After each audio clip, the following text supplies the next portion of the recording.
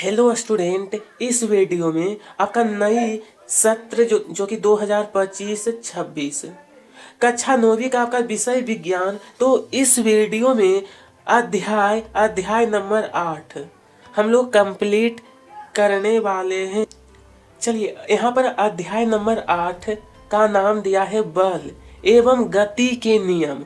बल एवं गति के नियम। तो चलिए प्रश्न देखते हैं। ये जो आप लोग देख रहे हैं वो आपको रिवीजन के लिए दिया गया है, ठीक है। चलिए यहाँ से आपका प्रश्न शुरू होता है। चलिए, पहला है, वस्तु द्वारा अपनी गति अवस्था में परिवर्तन के विरोध को कहते हैं तो इसे जो है ना जड़त्व कहा जाता है। उसके बाद बल का एसआई मात्रक न्यूटन।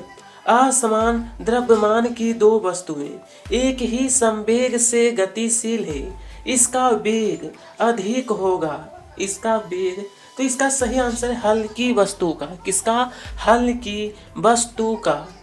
नंबर 4, यहाँ पर क्रिया एवं प्रतिक्रिया बल कार्य करते हैं।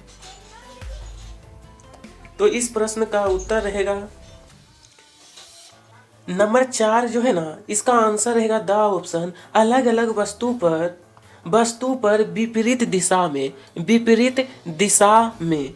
नंबर 5, एम द्रव्यमान की वस्तु जिसका वेग भी है इसका संवेग। तो इसका संवेग जो होगा एम भी होता है, एम भी, ठीक है। अब किसी वस्तु के जड़त्व की माप, इसकी जो माप होती है वो आपका द्रव्यमान है, द्रव्यमान। चलिए अगला है यति लघुत्तरीय प्रश्न नंबर 1 है, जब कोई गतिशील बस अचानक रुकती है तो आगे की ओर झुक जाते हैं, ऐसा क्यों होता है? तो चलिए इसका उत्तर रहेगा इस प्रश्न का, गतिशील बस के साथ उसमें उपस्थित संपूर्ण वस्तु व्यक्ति आदि बस के वेग से ही गतिशील रहते हैं। ब्रेक लगाए जाने पर बस के साथ साथ सीट भी विराम अवस्था में आ जाती है, परंतु हमारा शरीर गति के जड़त्व के कारण गति अवस्था में ही बना रहता है, यथा हमें आगे की ओर झुक जाते हैं, ठीक है। चलिए नंबर 1 पूरा हो गया। अगला प्रश्न दूसरा नंबर, यहाँ पर प्रश्न में दूसरा है, गति का प्रथम नियम कौन सा? तो प्रथम नियम उत्तर रहेगा प्रत्येक वस्तु स्थिर है तो स्थिर ही रहती है और गतिशील है तो उसी चाल से उसी दिशा में गतिशील रहती है, जब तक कि उस पर बाह्य कार्यरत ना हो। उसके बाद प्रश्न क्रमांक 3, संवेग संरक्षण का नियम लिखिए। उत्तर, किन्हीं दो वस्तुओं के निकाय का कुल संवेग संरक्षित रहता है जब तक कि उन पर कोई असंतुलित बल कार्य ना करे। वस्तुओं की आपसी टक्कर में इनका संवेग चाहे बदल जाए पर दोनों के संवेगों का योग नियत रहता है। अगला प्रश्न क्रमांक 4, किसमें अधिक बल की आवश्यकता होगी? बोला किसमें? चलिए इसका उत्तर है न्यूटन के द्वितीय नियम से बल जो होता है ना, बल यानी कि F बराबर ma द्रव्यमान गुने का त्वरण, ठीक है, जो कि प्रथम वस्तु के लिए m बराबर 2 kg, a बराबर 5 m s इनवर्स, तो F बराबर 2 गुने 25 यहाँ हो गया। अब इसके आगे बस 2-3 लाइन और आपको मैं बताऊंगा। अब यहाँ पर आगे ये आपका 10 न्यूटन है। तो दूसरी वस्तु के लिए m बराबर 4 kg, a बराबर 2 ms, s इनवर्स 2, तो F बराबर 4 गुने का 2 यानी 8 न्यूटन। यथा पहली वस्तु के लिए अधिक बल की आवश्यकता होगी। ठीक है, चलिए इसके अगला प्रश्न देखते हैं। ये आपका कंप्लीट है। प्रश्न 5, जब हम किसी भारी वस्तु पर बल लगाते हैं तथा वस्तु विराम अवस्था में ही रहती है, तब हमारे द्वारा लगाए गए बल को कौन संतुलित करता है? चित्र द्वारा स्पष्ट कीजिए। तो इस प्रश्न का उत्तर, जब हम किसी भारी वस्तु को ढकेलते या खींचते हैं, बल लगाते हैं तथा वस्तु विराम अवस्था में ही रहती है, इस स्थिति में हमारे द्वारा लगाए गए बल को घर्षण बल यानी संतुलित करता है।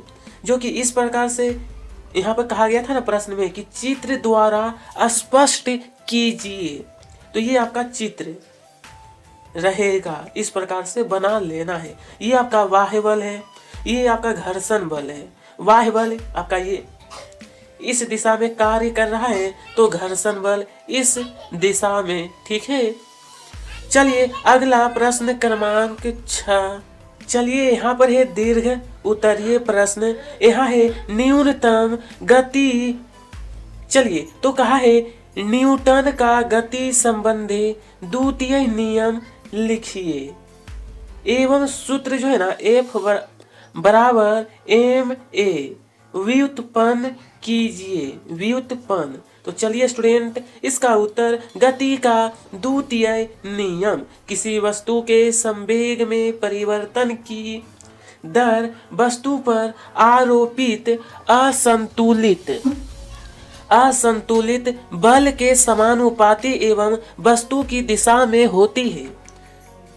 माना m द्रव्यमान की कोई वस्तु u प्रारंभिक वेग से गतिशील है, इस पर असंतुलित बल यानी कि F बल को सूचित करते हैं F से तथा समय यानी t तक लगाया जाता है, जिसके कारण इसका वेग भी हो जाता है। तब प्रारंभिक वेग, तो सबसे पहले प्रारंभिक वेग P1 बराबर mu, अंतिम वेग तो अंतिम वेग P2 बराबर का mv। संवेग में परिवर्तन, संवेग में जब परिवर्तन निकालते हैं P2 माइनस का P1, P2 mv minus mu, जब दोनों को पहले आप लोग क्या करना है, तो स्टूडेंट पहले आप लोग यहाँ तक नोट करिए, उसके बाद फिर आगे थोड़ा सा और है। तो स्टूडेंट ये तो मैं आपको बताया हूँ कि संवेग में परिवर्तन। अब यहाँ पर देखिए, यहाँ पर m आपका क्या होगा, कॉमन है जो कि दोनों में है, तो m आपका v माइनस u। तो संवेग में परिवर्तन की दर, ये आपका यहाँ पर इसका सूत्र दिया गया है।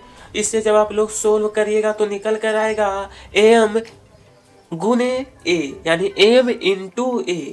अब क्या करना है, यह कैसे आया, तो चूंकि हम लोग जानते हैं v माइनस यू बटे का t। अब लिखना है द्वितीय नियम से संवेग में परिवर्तन की दर बल के समानुपाती होती है। यथा बल जो होता है ना, जिसे तो देखिए बल जो है समानुपाती है ma का, जो कि इसका सिंबल बीच में दिया गया है, या F बराबर ma। ठीक है, तो इस प्रकार से ये आपका कंप्लीट हो गया। चलिए आगे नंबर 7, कोई क्रिकेट खिलाड़ी गेंद को कैच करते समय अपने हाथों को पीछे की ओर क्यों खींच लेता है, स्पष्ट कीजिए। तो इस प्रश्न का उत्तर है, क्रिकेट खिलाड़ी कैच लपकते समय हाथ पीछे की ओर खींच लेता है। ऐसा करने से खिलाड़ी गेंद के वेग को शून्य करने में अधिक समय लेता है। इस प्रकार गेंद के संवेग में परिवर्तन की दर कम हो जाती है। अगर गेंद को अचानक रोका जाता है तो बहुत कम समय में गेंद का वेग शून्य हो जाएगा, अर्थात गेंद के संवेग में परिवर्तन की दर अधिक होगी। इसलिए कैच लपकने में अधिक बल लगाना पड़ेगा, जिसके कारण हाथों में चोट भी लग सकती है। ठीक है, चलिए प्रश्न 8 है। एक 2 केजी की वस्तु 2 सेकेंड के लिए एक नियत बल कार्य करता है जो इसके वेग को 3 मीटर प्रति सेकेंड से 7 मीटर प्रति सेकेंड कर देता है। लगाए गए बल की मात्रा ज्ञात करो। तो चलिए इसका उत्तर, तो यहाँ पर देख सकते हैं सूत्र F बराबर F बराबर M ब्रैकेट में V माइनस यू बटे का T। ये कैसे हुआ? क्योंकि A बराबर जो होता है V माइनस यू बटे का T, ये आपका त्वरण है। ऐसे चलिए दिया है M बराबर 5 केजी, प्रारंभिक वेग 3 मीटर प्रति सेकेंड, अंतिम वेग 7 मीटर प्रति सेकेंड। तो यहाँ पर समय यानी कि T जो है वो आपका 2 सेकेंड दिया गया है। तो F बराबर, ये आपको सूत्र पर केवल बैठा देना है। तो जब आप लोग इसे सोल्व करिएगा तो निकल कर आएगा 4 न्यूटन। ठीक है, बस इस प्रकार से कंप्लीट करना है। चलिए इसके आगे प्रश्न क्रमांक 9। चलिए यहाँ पर है 2 केजी के पिस्टल से 20 ग्राम की गोली 150 मीटर प्रति सेकेंड के वेग से छोड़ी जाती है। पिस्टल के पीछे हटने का वेग ज्ञात करो। हटने का वेग, तो इसका उत्तर रहेगा गोली और पिस्टल का प्रारंभिक वेग शून्य है, यथा प्रारंभिक संवेग भी शून्य होगा। अब गोली दागने के बाद गोली का वेग 150 मीटर प्रति सेकेंड, गोली का द्रव्यमान बराबर यहाँ दिया है 20 ग्राम, जो कि इसे केजी में अगर कन्वर्ट करेंगे तो 0.02 केजी। गोली का संवेग होता है 150 गुने 0.02, जो कि ये आपका निकल कर आएगा 3 केजी। माना पिस्टल का वेग भी है, तो पिस्टल का द्रव्यमान 2 केजी है, तो पिस्टल का संवेग यहाँ पर दिया है गोली छूटने के बाद संवेग 3-2 भी। तो संवेग संरक्षण के नियम से गोली छूटने के बाद संवेग, जो कि है गोली छूटने के पहले संवेग, देखिए ये इस प्रकार से आपको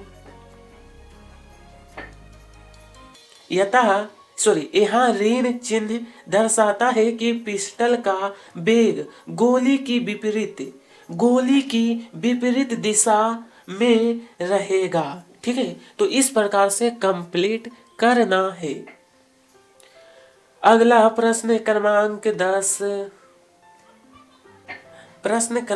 10। एक कार 30 मीटर प्रति सेकेंड की चाल से चल रही है। ब्रेक लगाने पर यह रुकने में 4 सेकेंड का समय लेती है। कार पर ब्रेक लगाए जाने पर बल की गणना करो। किसकी? तो बल की गणना करो यात्रियों सहित कार का द्रव्यमान, जो कि यहाँ दिया है 1000 केजी। ठीक है, यहाँ पर 1000 केजी है। तो चलिए इसका उत्तर, तो इसका उत्तर रहेगा सूत्र F बराबर ma, F बराबर जो कि यहाँ दिया गया है। और क्योंकि ये आपका A यानी कि त्वरण का ये सूत्र है, दिया गया है m बराबर 1000 kg, अंतिम वेग भी जो है वो आपका कितना है 0, तो प्रारंभिक वेग u बराबर 30 मीटर प्रति सेकेंड। समय यहाँ पर है, जो समय दिया है वो आपका 4 सेकेंड। तो F बराबर 1000, मतलब ये जो आपका सूत्र है ना, बस इसी पर क्या हो कि आपको अंक को बैठा देना है। जब आप लोग इसे सोल्व करिएगा तो निकल कर आएगा माइनस में 7500 न्यूटन। यहाँ ऋण चिन्ह दर्शाता है कि बल कार की गति की विपरीत, यहाँ गति की विपरीत दिशा में लग रहा है। ठीक है, इस प्रकार से प्रश्न क्रमांक 10 भी पूरा हो गया है। अगला है देखेंगे प्रश्न क्रमांक 11 है। 11 नंबर, निम्न चित्र की सहायता से गणना कीजिए। यहाँ पर देखिए आपको एक चित्र दिया गया है, A है और ये आपका B। तो कहा गया है पहला नंबर क्रिया बल लगाने वाली वस्तु, दूसरा है क्रिया बल की दिशा, तीसरा है प्रतिक्रिया लगाने वाली वस्तु, चौथा है प्रतिक्रिया बल की दिशा। तो चलिए अब इसका उत्तर, तो देखिए उत्तर रहेगा एक एक प्रश्न का, सभी प्रश्नों का उत्तर। तो सबसे पहले आपको ये चित्र बनाना है, जो कि ये आपका प्रतिक्रिया बल, ये आपका बी क्या है क्रिया बल। अब एक नंबर का उत्तर है मेज बी पर क्रिया बल कार्य कर रहा है, ये बी पर।